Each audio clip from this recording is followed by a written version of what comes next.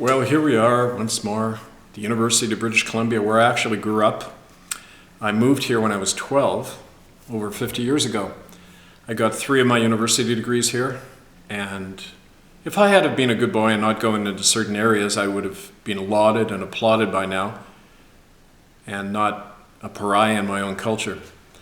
But the academic environment out here is so strange, you know, the way they can shut somebody out totally, legally, and everyone just turns a blind eye, while at the same time thinking they're nice, liberal, progressive Canadians. It's very strange. I'll give you an example. After I uncovered that evidence in Kerner Library of the 50% death rate in residential schools, and I tried to share that with people in my department, and they all turned away with a frown on their face, I found even more stuff which indicated there are actual quotes from Dr. Peter Bryce, the government medical inspector in Western Indian residential schools, who said, quote, "I believe the conditions are being deliberately created to spread infectious disease." That was in 1907, 50% death rate for another 40 years. Evidence? No. People just didn't want to hear it. But what was interesting, the guy in the department who made sure I got scuttled, my degree got scuttled, his name was Murray Elliott. He was a United Church official. He was actually, at the very moment I was in the department, he was sitting on the church committee that was deciding whether I should retain my status as a minister or not. He helped arrange the defrocking, the kangaroo court that threw me out.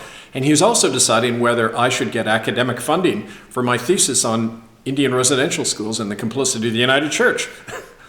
Conflict of interest? Not according to the University of British Columbia, who, after he had forced me out and made sure I didn't get any funding, despite my first grade average, first time in the department that had ever happened, they said, no, he wasn't in a conflict of interest, even though he was with the church that I was criticizing. No. So anyway, it turned out all right, not from a professional point of view for me, but in terms of getting the information out, because instead of sitting in a dusty shelf somewhere, my PhD thesis became the basis of Hidden from History, the Canadian Holocaust, and then a lot of my other work and research. So it got out there. It was the hidden hand work. But the way he did it was so efficient, you know. Just slam dunk. He used to go around the department telling grad students that I had a mental problem, I had problems with my wife. This is a professor talking about a grad student. No one objected. No one thought that was a problem. It shows you how effectively it works. And even 7 years later, I was still shut out at UBC. I was invited by Richard Fredericks, a sociology professor here, to come and speak on my research. I was arranged to give 5 lectures. This is February 2003. And after one lecture, Richard kind of sheepishly explained that I couldn't come back. And he didn't explain until about 2 months later what had happened. He had been spoken to by David Pocatello, the head of the sociology department, who actually knew me. I took some anthro courses from him when I was younger. We were friends at one point.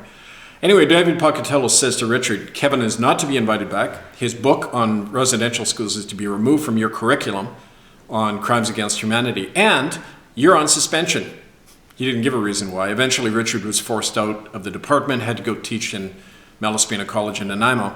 So he got blacklisted for the crime of having me in.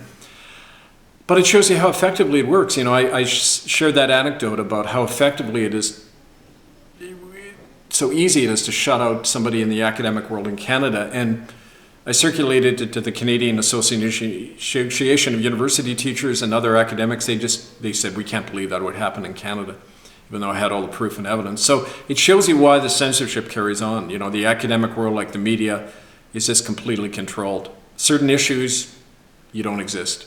If you advocate certain issues, you don't exist. The issue doesn't exist. Nevertheless, the truth persists, and I'm still out here digging into all this stuff. Glad to be here, still alive after 50 years on the campus.